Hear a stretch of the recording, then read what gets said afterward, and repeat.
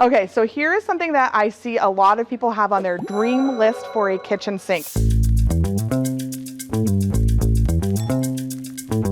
So we're here today at Glenbriar Home Hardware in Waterloo to talk to you about how to choose a kitchen sink. So there are a lot of choices with kitchen sinks. I know you wouldn't think it. Right now I'm looking at what you would consider to be the basic stainless steel kitchen sink. They come in different materials: granite, ceramic, granite tech, the stainless steel. There's porcelain, lots and lots of options. We'll start with your basic sink. So you're obviously going to decide between something that is double-sided, or maybe a large single sink is something you might like to do, or maybe you don't have room for that and have just room for this one single sink. Things that to think about here when you're doing this is what kind of hole the sink has for your tap. So if you know what kind of tap on hardware you want to have, choose that at the same time that you choose your sink, because you might have a single hole here, or this one up here has the triple hole, right? So you have in the middle and then the hot and the cold on either side. There's lots of options there, right? So you want to make sure that you choose the right one for the right kind of faucet that you want to have. You also want to make sure you choose the correct one for how you do dishes and how you handle your life. So if you are the kind of person who does dishes in one side and then lets them dry in the other side, obviously a double sink is something that you want. But be cautious, make sure that you choose one that has the right ratio, not like a really small side that you hate and a bigger side that you don't. Maybe you want two of the same size. If you go with a big sink, so I see this a lot, they're relatively new, they haven't been around forever. People go, ooh,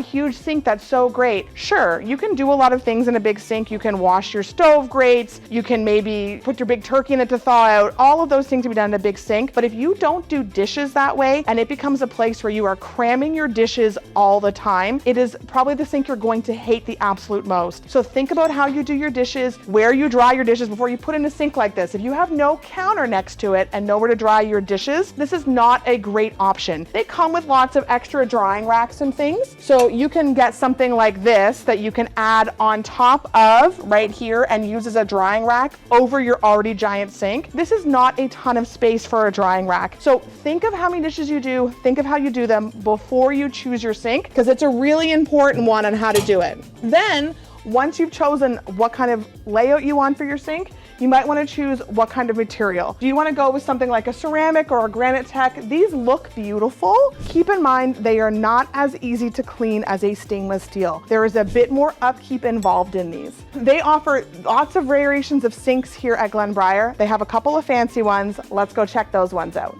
Okay, so here is something that I see a lot of people have on their dream list for a kitchen sink. This is the apron front or the farm sink, whatever you want to call it. This is a look for sure. So when you are putting in a cupboard, this is not something you put in after the fact. This is something you design your kitchen around this kind of sink when you put it in. Because remember, there is no cupboard that goes right up to here. This is exposed and there is cupboard below this. So this is what I would call a fancy sink because it's something you put in during a renovation. So if you are going ahead and choosing to put a renovation around a sink, make sure you make the right decision. Make sure it's something easy to clean, easy to take care of. And also, if you're going to do something like a white sink, think of what you're using in it, right? So this white sink is going to probably scuff if you were to hit it with a warm pot or something black, right? Kind of like a hockey puck scuff, or like when you're in a school gym with your shoes, that kind of thing, right? So those are items you want to make sure that you are aware of before you choose a sink like this, because cleaning them is super, super important, and also what you have in your home when you put it in. So this is not the kind of sink you just pick up and put in your home. It's done around a renovation. Those other sinks we saw over there, those can be put in pretty much anywhere as long as the hole that you have fits the sink that you have. If you're going to be replacing your sink, think about all of those things. How to clean it,